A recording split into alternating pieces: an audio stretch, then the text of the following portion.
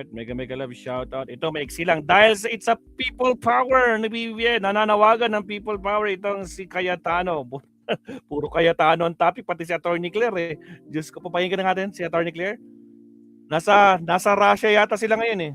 Pinakamurang data sa Shopee. Enjoy 1 Again, sa mga bagong pasok, huwag kalimutan mag-like and subscribe. Shoutout sa mga kasama natin yan. Si Macwan, shoutout sa Kapsat.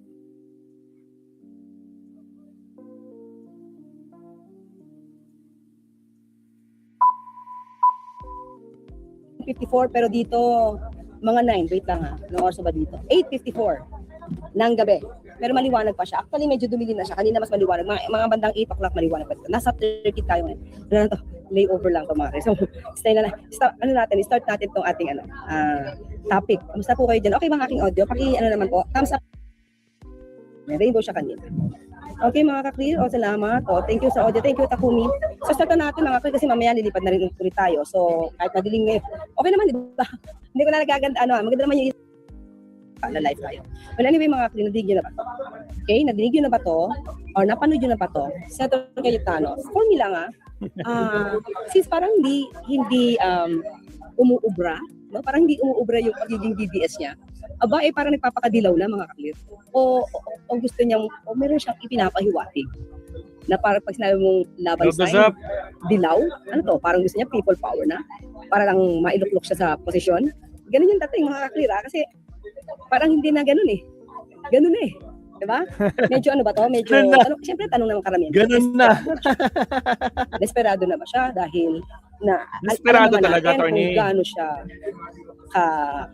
katindi na supporter ng Duterte. Diba? Pero ngayon, gusto niyang ipakita sa taong bayan na siya ay para sa karapatang, pantao, kalayaan. Kaya L na. Diba? So, well anyway, pakinggan natin itong mga kriya. Siyempre nakakagulat, parang lahat ng senyales, gamitin niya na para lang siya katigan ng taong bayan. Pakinggan natin mga kriya. Inihalintula ni Senador Alan Peter Cayetano ang kanyang paksyon sa mga puwersang lumaban noong panahon ng batas militar sa kabila ng pagkilala ng Malacanang sa bagong Senate leadership. Mga clear, wait lang Wait lang. Meron tayong video dito May video tayo dito. Na dati, di ba, nakipag-rally yan. Sabi niya, nakikipaglaban siya noong panahon ng ang liwanag. Takot.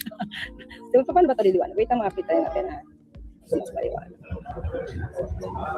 Iwanagan natin ng konti. Mas okay, wala. Yan na lang. Medyo madilim na Ito na lang, no? Mas okay to? O, konting liwanag. Konti. Diffuse natin.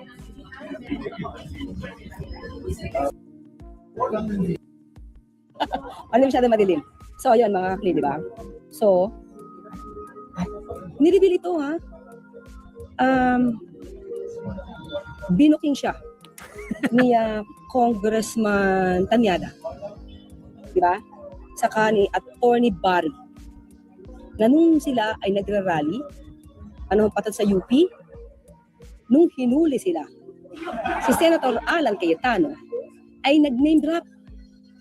Diba? Hinuhuli sila dahil nagra-rally sila mga UP students Ang ginawa, nag-name drop. Ang sabi niya, do you know me? Do you know who my father is? Kasi at that time, tatay niya, senador na. So sabi ni Senator Congressman Tanyada, tama ba si Tanyada? And si Attorney Barry. Sa The Insider hindi nagpahuli si Senator Alan. Iniwan yung ibang mga kasamahan niya na nagrarally. Yun ang ni-reveal at kumalat yan sa UP. Ni-name drop niya yung tatay niya. Ayan, Senator Cayetano, ni-name drop niya tatay niya. Para hindi siya hulihin. Kaya, sabi nga natin, di ba sa isang video natin dito, nag-name drop na ng iwan pa sa ere.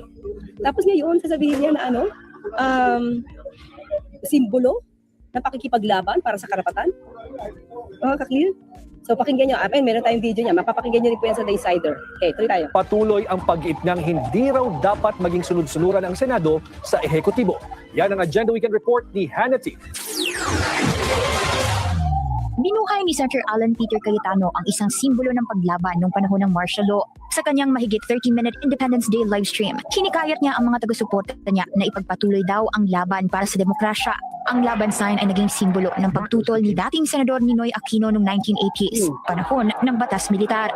Ani Cayetano, mahahalin tulad ang pakikipaglaban ng kanyang grupo sa naging laban noon ni Ninoy. So that's why now and then po, wag ma-offend. Ano daw ang grupo niya? Ang grupo niya mala Ninoy Aquino? Aba, kinalimutan niya na ba?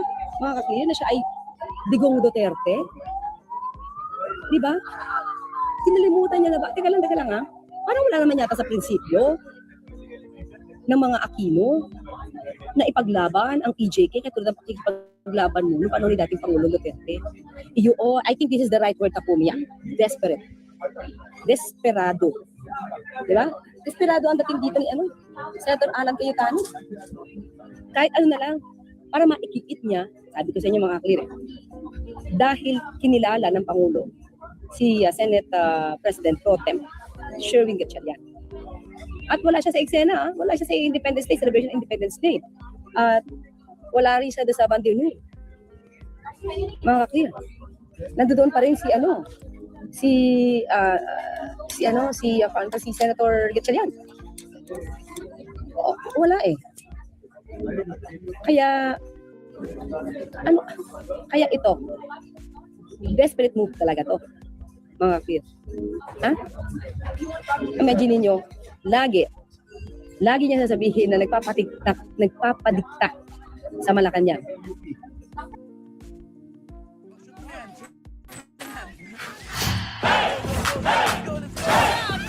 It's now our home court event. Yun na lang lagi niya sasabihin eh. Diba? Para manatili siya sa posisyon, mga ka-clear. Hindi ito ang unang pagkakataon na kumapit siya ng todo sa posisyon. Hindi ito. Nireveal naman din siya ni Congressman Lord Alan Velasco kung ano yung style nitong si Senator Alan Cayetano. Basta kumapit, maninira at maninira. So ngayon, ganyan pa rin siya, hindi nagbabago. Diba? Pagkatapos, nung college siya, iniwanan niya yung mga kasama niya, nagrarally, tapang-tapangan, nung huhulihin, nag-name drop, pangalan ng tatay niya, senador. Diba? Tapos iiwan yung mga kasama niya nagrarally, na nahuli. Leader ba yun? Diba? Ngayon, ang kinilala ay si Senator Sherwin Gatchalian. Ito ang kanyang tugon. Siya na ba? Dilawan na siya? Ninoy Aquino na siya? Ulitin natin na. It 30-minute Independence Day livestream. Hinikayat niya ang mga taga-suporta niya na ipagpatuloy daw ang laban para sa demokrasya. Ang laban sign ay naging simbolo ng pagtutol ni dating Senador Ninoy Aquino noong 1980s, panahon ng batas militar. Ani Cayetano, mahahalin tulad ang pakikipaglaban ng kanyang grupo sa naging laban noon ni Ninoy. So that's why now and then po, wag ma-offend yung iba. Gamitin ko talaga yung laban kasi we have to continue fighting. Laban lang po. Diba? Teka lang. Hindi yan yung hand sign mo dati. Ang hand sign mo ganun, no? Kill. Diba? Ito, EJK ito eh. Hindi ka naman dati gumagamit ng ganito.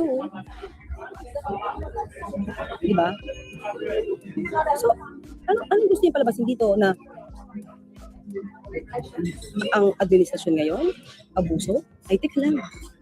Sino ba talaga ang lumalabas na abuso sa kapangyarihan, mga kapit? Ulitin natin na baka kinakalimutan niya kasi ito eh. Kinakalimutan niya na siya ang nag-aproba ng putukan sa Senado para hindi mahuli si Senator Bato. Diba? Kasi after magkagulo, nakawala na si Senator Bato. Hindi niya makakaila na siya ang nag-aproba. Kung ano man ang purpose niya doon. Basta ang end result nun, nakawala si Senator Bato. Pero inaproba niya ang sinasabing plano ni Aplaska. Kinakalimutan na niya yata yung ginawang putukan na inayunan niya. Sino ba ang diktador? Sino ang abuso sa kapangyarihan, mga kakilid? Siya nag-aproba na magkaroon ng putukan. Siya na nag-aproba na palabasin ang isang tao may warrant of arrest. Sino lumalabas na abusado sa kapangyarihan? Sige nga, yan talaga ang dapat nating labanan, mga Pilipino. Ang mga tulad nila na abuso sa kapangyarihan. Hindi ba? Sabi nga natin, Umabuso rin naman siya sa kapangyarihan niya, siya ay Senate, Speaker of the House. Ayaw niyang umalis. Hindi na bago yung style, Senator Alan Cayetano. Kilala na namin, alam na namin yung style niyo. Binulgar ka na. Kaya wag mong pagpilitan na Malacanang lagi ang may kasalanan. Tapos Malacanang, pa ang abuso. Yung mga katulad nga nila, obstructionists, stabilizers, kayo ang abuso. Dahil gusto nyo makuha yung kapangyarihan. It's worth the fight. We have to continue fighting, no? Once, you know, Ibig niya sabihin, we have to continue to fight. For what? For you?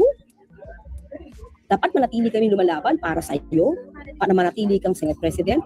Hindi na nga eh. Hindi na. Huwag nang pagpilitan. Pero iniinggit niya pa rin yung mga tao. Maliwanag sa message niya. Iniinggit niya yung mga tao na lumaban at ipaglaban siya. Makasarili ba to? Anong yan makasarili ba to? Paglaban mo muna, Senator Alan Cayetano, yung mga napatay sa EJK. Unahin mo muna yun kasi ang daming buhay na nawasak dun, yung sira. Dami dun. Kasi ipaglaban mo din yung ghost projects ng 2020. Hanapin nyo yun. Diba? Yung mga nangyari noon na tinulugan nyo at ginajustify nyo. At ito, yung confidential funds ng OBP sa DepEd, paglaban mo yan.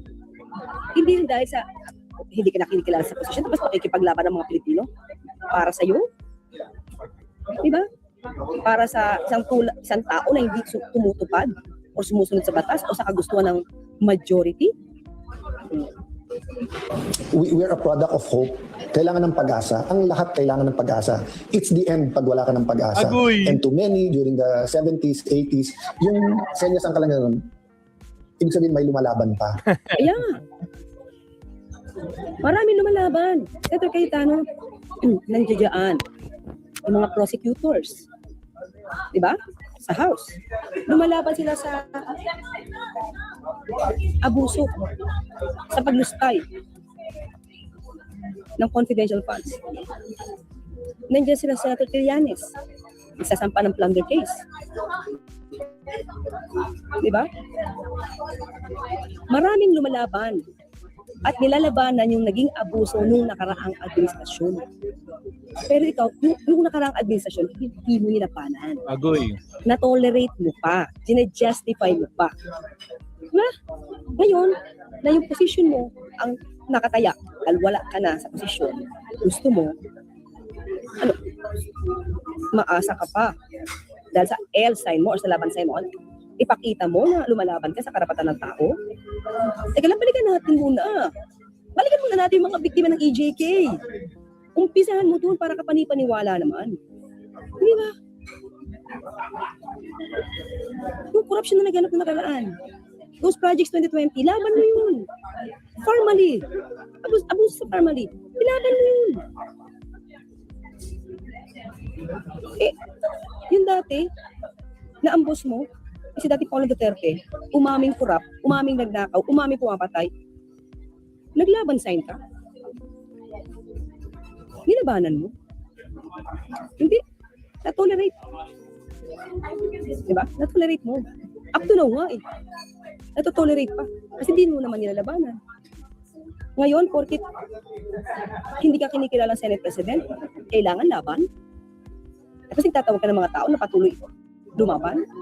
Mga ka-clear, tandaan natin ang Pangulo, si Pangulo Marcos Jr., yung mga nakaraang korupsyon sa DPWH, gawa pa to ng build yung dating Pangulo na tumawid sa administrasyon ng Pangulo Marcos Jr. Pinapaimbestigahan, nakukulong, na ang assets na freeze. Tanong natin si Senator Alan Cayetano, anong ginawa ni dating Pangulo Duterte sa ghost projects? Nilabanan mo ba? Diba? Ang lakas kasi ni Senator Alan Cayetano gumawa ng kwento para sa kanyang kapakanan, interest. Bagamat kinilala na mismo ni PBBM ang bagong Senate leadership, kinwestiyon pa rin ni Cayetano ang nangyaring reorganization sa Senado noong June 3. Doon hinalal si Senator Win Gatchalian bilang Senate President pro tempore at acting Senate Chief matapos ideklara ang quorum sa 12 senador dahilan ng gridlock sa magkabilang kampo. Matagal na raw sinasabi ni Cayetano na kailangan ang 13 senators para makapagbalik ng liderato sa Senado, kaya't siya pa rin daw ang Senate President. The problem is trust eh. Tingnan mo mga kakiram, si Congressman Lord Alan Velasco, may term sharing sila. Kinausap na siya ni dati Pangulo Duterte. Ano sabihin dati Pangulo Duterte? Hindi niya alam kung tutupad dito si Senator Alan Cayetano sa usapan. So ganoon din po. Igigit at igigit niya pa rin. Kahit sino pa yan. Basta dapat hindi siya mawala. Doon sa sinasabi niyang pagiging Senate President. Hindi na siya kinikilala ng lahat. Diba? Sinabi din nila pa ulit-ulit, kung wala kayong 13, hindi nyo pwedeng palitan yung officers. Hindi lang yung Senate President. The officers are the head of OSAA, the Senate Secretary, Senate President pro tempore, which is Senator Loren Legarda, and the Senate President. Pero gumawa sila ng formula na pwede na ang 12 eh. Ang patuloy daw na standoff sa Senado ay laban daw pa Diba mga kapatid? So in other words mga kapatid, gumagawa na naman ng sarili naratibo si Senator Alan Cayetano. Itanong niya kay Senator Cayetano, bakit yung ginamit niya ni Senator Franklin Drillo noong 2015, nandoon sila magkapatid, Senator Pia. Hindi na kinwestiyon. Ba't ngayon na ikaw ang papalitan o ikaw ang pinalitan, binabaliktad mo? Diba? O di mas maganda kung gusto niya, nabili niya sa Supreme Court, siya ang mag-file. Total, siya yung proper party. Hindi yung teacher. Diba? Oh. para sa kalayaan ng institusyon. Anya, hindi dapat maging sunod-sunuran ang Senado sa ehekutibo. We're fighting na. Diba mga kapil? May sariling pag-iisip ang mga senador. Sila ang nag-decide yan kasi para makapagtrabaho. Senator Alan, hindi mo na pwedeng baguhin yung kwento. Sinabi na ni Senator Marcoleta na kaya kayo nag-absent, boycott. Hindi dahil sa you're asking for Senate independence. Kasi ayaw mapalitan. Gusto nyo protektahan. Yung Yes.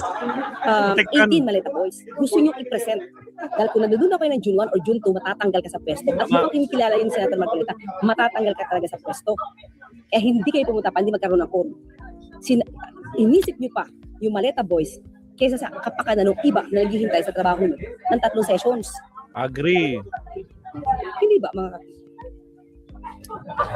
So, gusto na naman niya ibahin yung naratibo. Nagsalita na po si Nagsalita na si Senator Bato de la Rosa. Napunta mo for the impeachment, for the change of leadership, and for the impeachment. Pangalawa, nagsalita na rin si Senator Marcoleta na kaya hindi kayo pumasok sa session not for anything else but to protect the 18 Maleta Boys. Cayetano. Ano pa? Ano yung sinasabi mo, Senate independence? Ikaw lang sinasabi niya, kasi para may maituro kang may kasalanan. Diba? Samantala, lahat yan. Gawa mo, Senator Ala.